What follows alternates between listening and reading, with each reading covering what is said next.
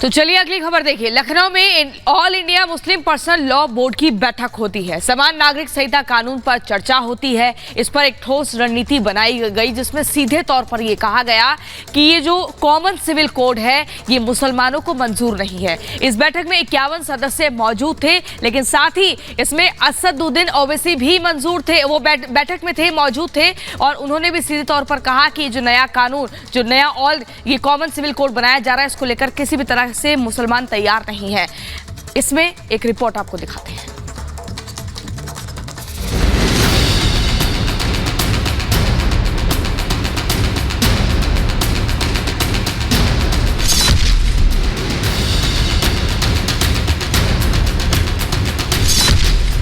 Common civil code पर सियासत फिर गरमाने के आसार हैं। वजह है लखनऊ में all India Muslim Personal Law board की बैठक में समान नागरिक संहिता पर चर्चा, जहां असदुद्दीन ओवैसी, मौलाना खालिद सैफुल्लाह रहमानी समेत 51 सदस्य शामिल हुए। करीब 3 घंटे तक बैठक चली और इसके बाद मुस्लिम पर्सनल लॉ बोर्ड ने समान नागरिक संहिता के विरोध में आवाज बुलंद कर दी। All India Muslim Personal Law Board ने दो टूक कहा कि कॉमन सिविल कोड मुस्लिमों को मंजूर नहीं है। कि हमारे इस मुल्क के लिए, जिसमें मुख्तलिफ मजहब के मानने वाले, मुख्तलिफ कल्चर से ताल्लुक़ रखने वाले लोग हैं, उनके लिए यूनिफॉर्म सिविल कोड मौजूद नहीं है। अगर हमने कॉमन सिविल कोड के निफाज के लिए आगे बढ़ने की कोशिश की तो हमारा जो समाजी ढांचा है, हमारा जो समाजी खाका है इस मुल्क का सदियों पुराना, मुख्तलिफ तहजीबों और मुख्तलिफ मज़ाहिब का, उसको नुकसान पहुँचने का ख़तरा रहता है। इसलिए हम लोग हमेशा कॉमन सिविल कोड का विरोध करते हैं, उसके अगेंस्ट रहते हैं। All India Muslim Personal Law Board ने समान नागरिक संहिता पर रणनीति बनाई, लेकिन जैसे ही ऐलान हुआ कि मुस्लिमों की रहनुमाई का दावा करने वाले all India Muslim Personal Law board को कॉमन सिविल कोड मंजूर नहीं, यूपी का सियासी गलियारा भी तपने लगा। यूसीसी को लेकर लखनऊ में आज मुस्लिम पर्सनल लॉ बोर्ड की बैठक हुई,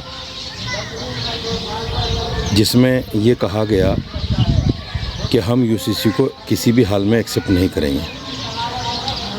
बड़ी अजीब बात है कि मुसलमान हर मामले को अपने ऊपर लेकर क्यों पड़ जाते हैं। यूसीसी को हिंदुस्तान में हिंदुओं के अलावा कोई भी एक्सेप्ट नहीं करेगा। अरे आप हर बात पे जब कोई बात निकलती है सरकार पर प्रश्न चिन्ह खड़े करते हैं। आप हैं क्या जो आपकी बात को ध्यान दिया जाए? बल्कि मेरा तो ये मानना है कि आपकी जांच होना चाहिए कि आपकी फंडिंग कहां से होती है, आप कहां से इतने लोग आते हैं और जाते हैं, जो हवाई जहाज से आते हैं, 5 स्टार और 7 स्टार होटलों में रुकते हैं। आखिर कौन है आपके पीछे जो हमारे देश के अंदर इस तरह के माहौल को क्रिएट कराना चाह रहा है? आप खुद प्रश्न के दायरे में। सपा अध्यक्ष अखिलेश यादव मुस्लिम पर्सनल लॉ बोर्ड के समर्थन में उतर गए तो बीजेपी ने साफ कर दिया कि जब उचित समय आएगा तो कॉमन सिविल कोड जरूर लागू होगा। मैं मुस्लिम भाइयों का धन्यवाद देता हूं और यही समाजवादियों की हमेशा सोच रही है और यही भारतीय संस्कृति है, यही भारतीय परंपरा है कि हमने हर एक को एक्सेप्ट किया है, हम किसी को अपमानित नहीं कर रहे। इसीलिए मैंने कहा कि भगवान विष्णु से लेकर के जितने भगवान हैं अवतार, उन सब का हम लोग मानते हैं। तक समान नागरिक कानून की बात है तो वो भारतीय जनता पार्टी का सदा से मुद्दा रहा है। जब हम सरकार में नहीं थे तब भी हमारा मुद्दा रहा है। जब उचित समय आएगा, अभी राज्यवार कुछ आगे बढ़े हैं और जरूरत पड़ेगी तो राष्ट्रीय स्तर पर भी आगे बढ़ेंगे।